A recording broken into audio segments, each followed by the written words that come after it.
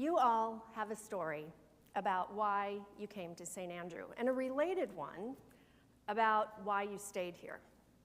So this church itself is about 34 years old. So there are some adults here, which this kind of blows my mind, who were brought as children. So they came because of their parents' choice. But if you stayed, then there's a story there as to why. Many of us were raised in a different tradition.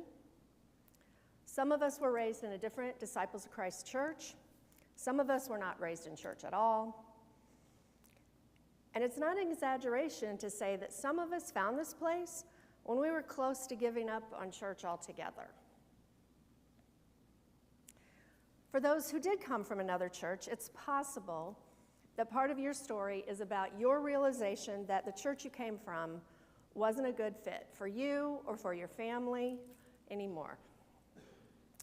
Many years ago, one mom who was here told me they decided to leave their church when they found themselves continually during worship leaning over to tell their kids, "We don't believe that part." And so they eventually found their way here.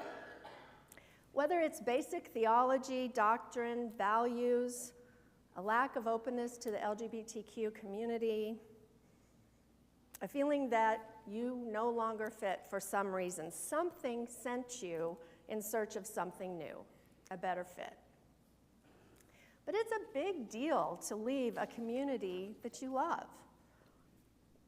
And it can be even harder to admit to yourself that what previously made sense to you regarding faith and belief is shifting. We all like a belief system that makes sense to us, that we can find comfort in, that helps us make sense of the world. I think this is a little part of Nicodemus' story. He was a Pharisee, a leader in the Jewish faith. The Gospels will generally portray Pharisees as self-righteous and hypocritical.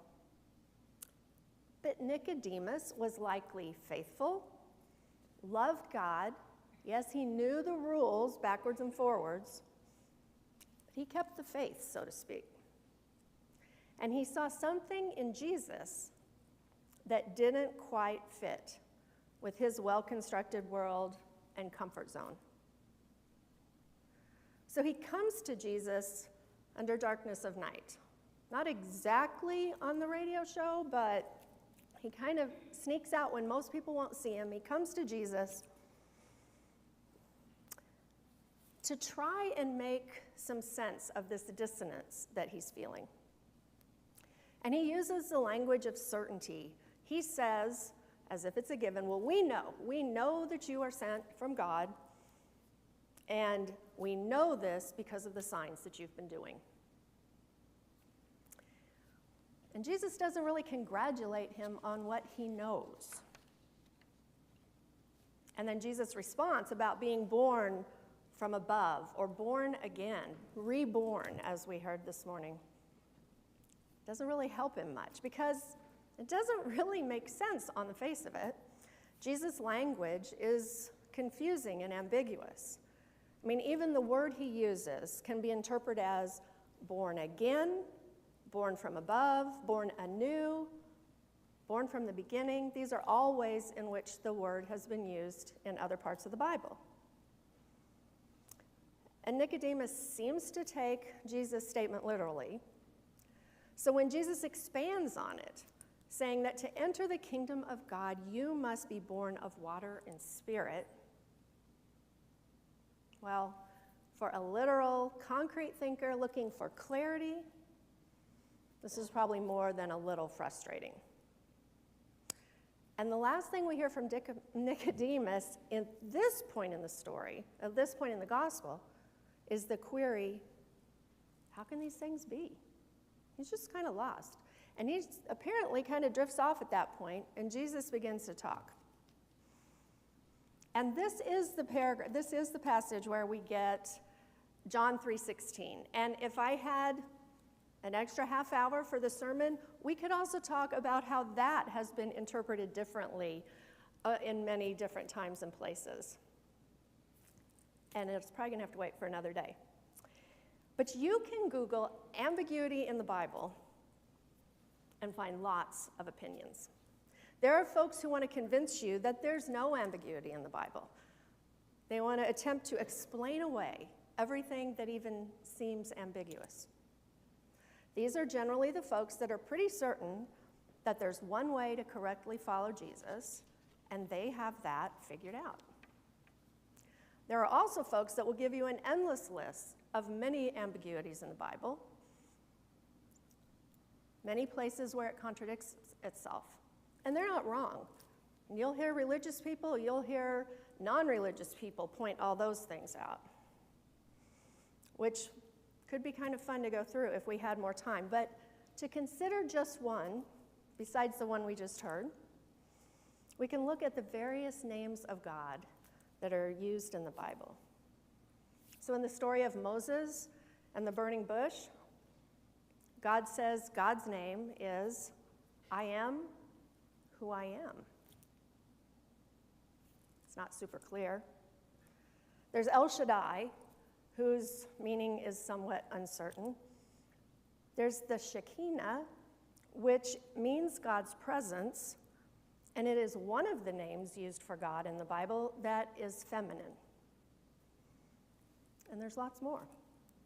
It seems God's image and God's name is somewhat fluid. But we also know that the Bible is a collection of stories, laws, songs, prophecies, proverbs, poems, handed down from oral tradition, translated and interpreted for us through centuries. It's also the product of councils of men who gathered to argue and discuss and define heresy, who basically decided what got in and what was left out. So the ambiguity starts to make a little more sense at that point, especially when we realize that this is a collection of stories reflecting how God's people understood and interacted with God historically. If you're a lover of certainty, you may have to do some mental gymnastics. But if we can make peace with ambiguity, we become aware that there are rarely clear, certain answers to many of our questions, and that the questions are worth sitting with and exploring. And maybe we will discover that the questions themselves are more important than the answers. Scientists know this, right? A well-crafted question stimulates critical thinking. It opens us to new possibilities. It encourages dialogue. It allows us to hear voices and opinions and thoughts that we might not have thought of. Our questions and our doubts may actually be calls to examine and live out our faith on a deeper, more authentic level, as long as we're not fearful of a process that may lead us further and further away from the certainty that we seek. Because we all like certainty on some level, no matter where we fall on the theological spectrum. It creates a comfort zone, allowing us to relax, to worry less, whether we're talking about faith or personal relationships or career. Certainty creates a space that feels safe until something challenges the parameters of that safety zone.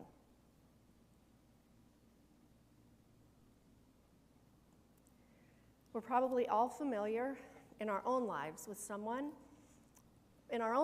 or with someone that we deeply care about, what anger, disappointment, unmet expectations can do to what we thought was a solid faith. We want answers when times are hard. Less ambiguity, more certainty. If you've been around here for a while, you have probably heard me say that we try really hard not to teach our kids anything that they will have to unlearn later in their lives. Who knows how successful we are? But we try to foster critical thinking and allow learners to explore stories and faith in a way that makes sense for them. We try to use, for one thing, a lot of wondering questions. That's not necessarily how Christianity was taught to a lot of us. I was lucky to grow up with open, pretty progressive parents, but our church held what I would call a traditional view of Christianity. It was fine, it was fairly orthodox for the time. So this is part of my story. I remember when I was middle school age, and our church hosted a showing of a movie called A Thief in the Night. It was in the 70s. This was an end times movie before end times movies were cool. It was before all those Left Behind movies came out, if you remember those. So it depicted the rapture when all the true believers were taken to heaven, notably not the false Christians who were left behind with the other heathens, followed by this terrible time of tribulation on earth. I had never encountered this theology at that point in my life. And I remember my very first reaction was anger. I was so mad that they would use fear to convince people to become Christian. So I asked my mom if the movie was true. And her response was simply that it was someone's interpretation of part of the book of Revelation, and we get to decide if we believe that interpretation or not. It's simple and straightforward. And I remember the relief that I felt in that moment and the letting go of any concern over it. Until I heard that my friend's little brother, who had seen the movie with us, came in from playing outside one day and couldn't find anyone in the house. And he became convinced that he'd been left behind. You gotta remember, it was a scary movie. Well, if I was angry before, you can imagine my self-righteous 12-year-old angst at that point. So open-mindedness became one of my highest values as a teenager, as I began to discover the many differences in what people believed and valued about faith and the Bible. By the time some of my youth group friends and I declared that we didn't believe in hell, my dad, who was a Disciples of Christ minister, was decidedly unconcerned, which really took the wind out of my sails. But it also helped me learn that faith was about exploration and questions and doubts and ultimately mystery. That faith is always growing and changing, and our understanding of who God is constantly evolving. It is never finished or final.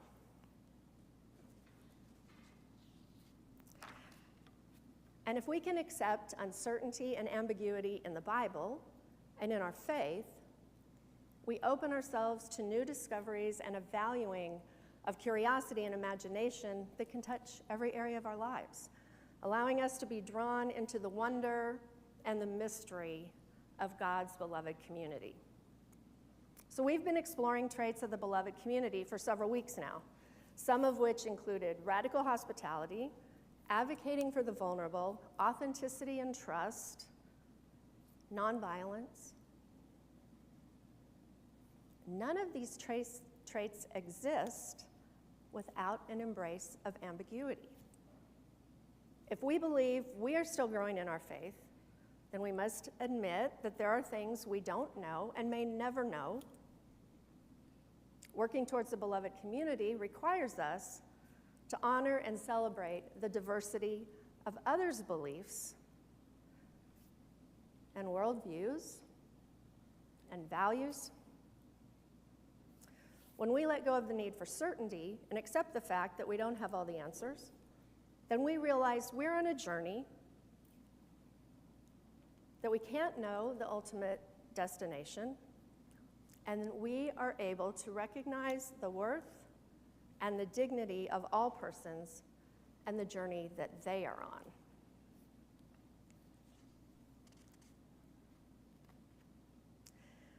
Some of the most meaningful work that St. Andrew does is with our Muslim friends from the Dialogue Institute. We don't share the exact same beliefs and practices, but we honor each other's faith and the common values that we do share, knowing that we have much more in common than not.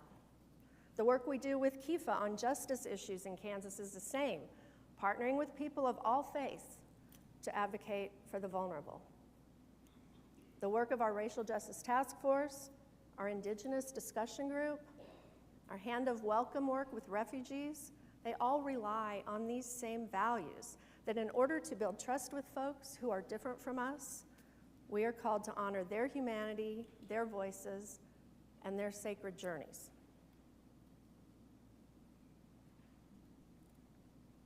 Each of our stories has brought us to this time in history.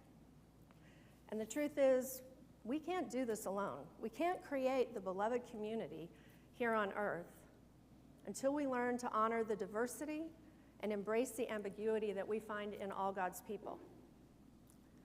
We can work with folks who are different from us.